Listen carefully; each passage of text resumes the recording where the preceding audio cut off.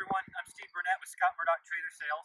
Wanted to take a moment to show you a really neat offering from PJ Trailers.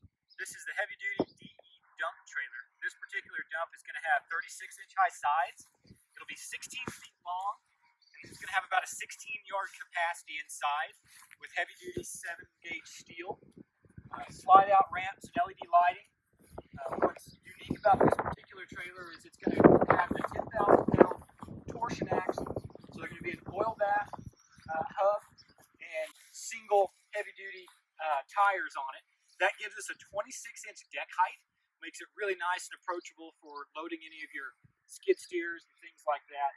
Easy to load over the sides if you need to.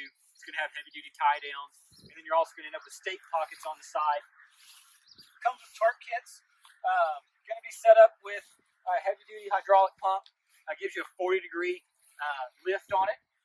This particular model is in a gooseneck. Comes with dual jacks and a spare tire. They also offer this one in a bumper pull model as well.